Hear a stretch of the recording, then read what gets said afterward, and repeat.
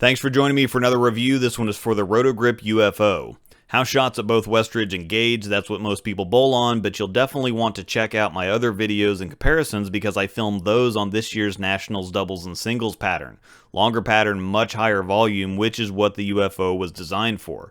I switched things up with the layout. We went 5 by 3.5 by 2.5, which is stronger than I usually go, specifically on the down lane side of things, but the better my mechanics get, the stronger of a ball motion I like. The UFO is the latest snow tire asymmetric solid in the HP4 line, replacing the Halo. Now for starters, anyone disappointed or concerned by losing the Halo, don't be. The UFO feels very familiar, and in my personal opinion, it's an upgrade, but we'll get to that in a minute. The cover is Microtrax S20, so same base formula as the Halo, just with a higher nano load. Cover characteristics are early, smooth, and really blending. It doesn't burn up on friction though, it's just slower response, which is an important distinction. The new ET core has really similar numbers to the core from the Cell series, in addition to the core from the No Rules series, 252 RG and 054 differential, so a bit higher than usual on the RG for an ASIM, but that will get it through the heads a little bit easier and add a bit of shape down lane. Typically, I expect stronger balls to just hit the lane and take off from straighter, so the first several shots were pretty timid, but once I saw how well it blended the lane, I got comfortable pretty quickly. Obviously, that still wasn't my comfort zone, so as I moved in, I had a surprisingly good look for this strong of a ball. I had several 8 and 9 baggers throughout filming here, and my carry percentage was also really high.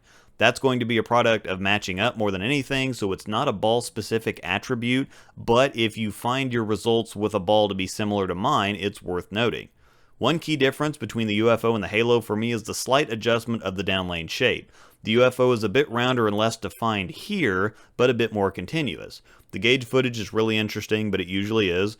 The more continuous motion of the UFO is really important for me in my game, as the Halo was just a bit too much ball for the straighter motion off the end of the pattern. As we bring in the Halo footage, you'll see it's a pretty minor nuance, which is easier felt and experienced than seen on video, but those with a keen eye for ball reaction will pick up on it. Here the hook potential is virtually identical. I can't feel any real difference there, but the on-lane experience just feels better for me with the UFO than it did with the Halo. Moving to Gage, there's a whole lot of wow to be had here, and a critically important note that I'll make first. Sanded solids don't look good here. Polished solids don't look much better. They tend to hook early and puke down lane. There's only a handful of solids that actually look decent, let alone good. The UFO looks amazing. I mean, it hooks a ton, but it doesn't burn any energy. It picks up strong and it drives.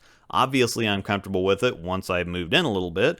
It gives me plenty of room. It's actually playable on both the house shots, surprisingly, and I can get quite a bit deeper with it than I can with the Halo. The angles get a little steep in here where I really shouldn't be using it from, but it was surprisingly good. I'm not sure I've been able to play both straight and cover this many boards with a solid before, and do it effectively anyway. Some have been good from straighter and some from deeper, but the UFO looks good from anywhere. While it was smoother at Westridge, here it's sharper than I've seen just about any nano-based cover, and between both houses, it's remarkably continuous and powerful. As you'll see in the other videos as well, I only left one 4-pin throughout filming, but I tripped or caved at least a dozen of them. Again, carry's more about matching up, but it does speak to the nature of the ball. Despite these conditions obviously being too dry for it, it's not burning energy, it's not giving up, it's still very strong on the back end and through the pins. The amount of torque this core creates is impressive. It makes the pins active, and it gives me a lot of confidence in execution. I can be firm with it and get through it well without worrying about it being weak or flat. I can be aggressive with it, and it'll respond. The Halo was a good ball, and it did a lot of things well, but I can't see one thing about it that the UFO doesn't at least match, and several that it improves on. I know I just said this about the Halo Vision, but this is once again a new standard in hook potential, and it's not just hook in a box, it's effective hook. Make sure to check out my other videos. As good as it looks here, its performance on the conditions it was designed for is stunning. The UFO releases on January 17th. Thanks for watching.